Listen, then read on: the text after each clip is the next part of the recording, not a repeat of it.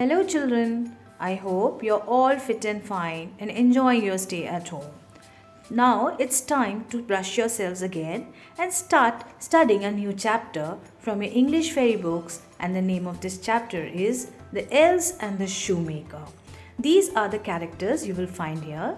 I'm sure by the end of this chapter, you will develop the feelings of empathy. You will learn what joys you get when you share and give to others. You will also learn uncountable nouns, how to sequence a story, and write a diary. There are few new words in the chapter such as else, behold, etc. So now let's begin with the story.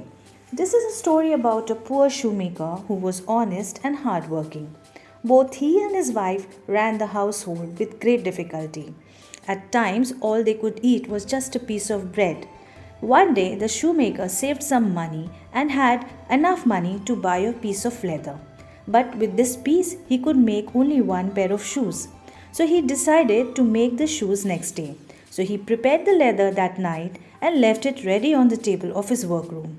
He slept happily that night, thinking of the pair of shoes he would make the next day. In the morning, after he had a slice of toast for breakfast, he entered his workroom. On his work table stood a beautiful pair of fancy shoes. The shoemaker was completely taken aback. He rushed to call his wife. When he told her what he had seen, she could not believe him. So the shoemaker brought his wife to the room, and she was amazed to see the shoes. The shoemaker took the shoes in his hands and admired the neat and tidy stitches. He had tears in his eyes and thanked God for this miracle and set the pair on the window shelf. A rich merchant was passing by the shopkeeper's window. Now, when he spotted the attractive pair of shoes, he went inside and bought them, paying a handsome price. After such a long time, the shoemaker and his wife had a proper meal that day. That evening, the shoemaker had enough leather to make two pairs of shoes.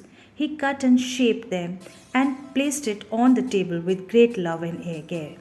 By the end of the evening, he was very tired. He laid everything on the table and left the room and thought to make it in the morning. The next morning, the shoemaker woke up early. He bathed and prayed, ate his breakfast, and stepped into the room where he worked.